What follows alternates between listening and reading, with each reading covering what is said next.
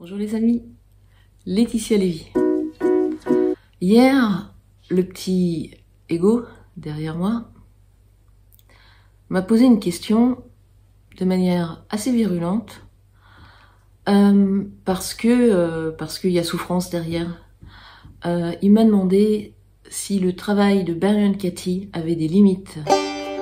Par rapport au contexte actuel, il est en réaction par des choses qui se passent, il y a un impact.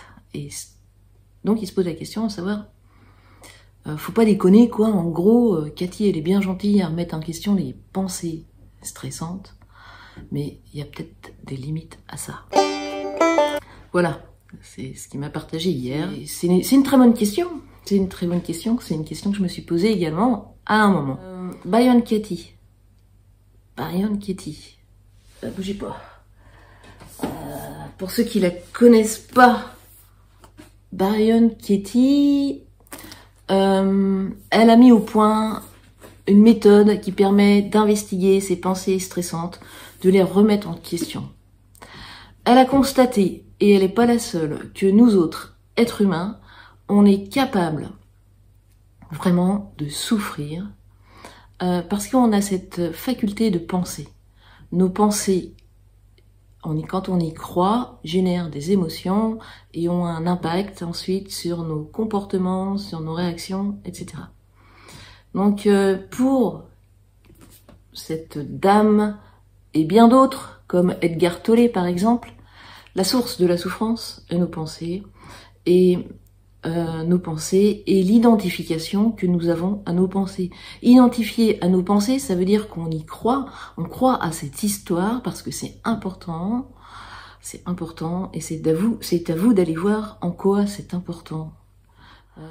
Bon, j'ai pas envie d'entrer dans le détail du travail de Byron Katie, tout simplement parce que j'ai pas envie de faire de commentaires. Moi, j'ai envie de vous inviter à la lire, à la rencontrer, et à pratiquer le travail, et à voir ce que ça vous fait.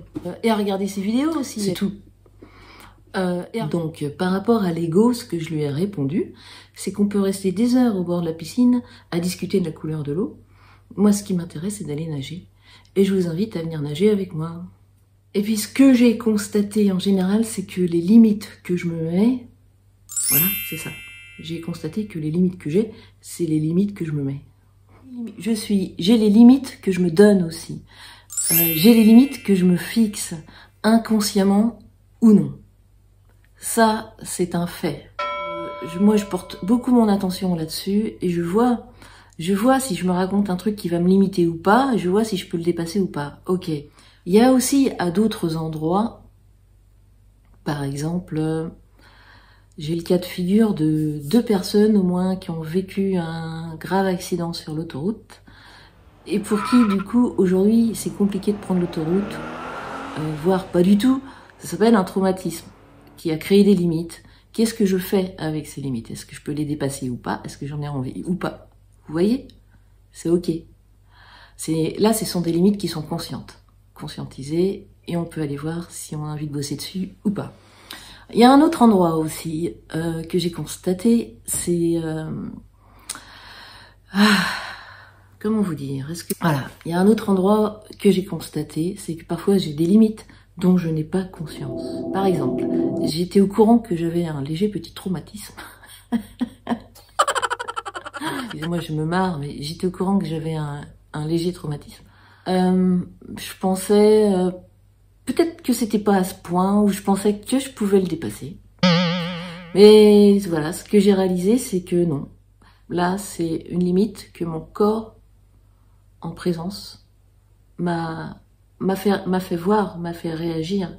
C'est qu'aujourd'hui, j'ai appris à écouter aussi les signes de mon corps. Et quand je me trouve à cet endroit-là, donc il y a 2 choses qui se passent en moi. 2 choses. Une, c'est qu'aujourd'hui, j'ai plus envie de correspondre à tout prix. Je n'ai plus envie de ne pas m'écouter.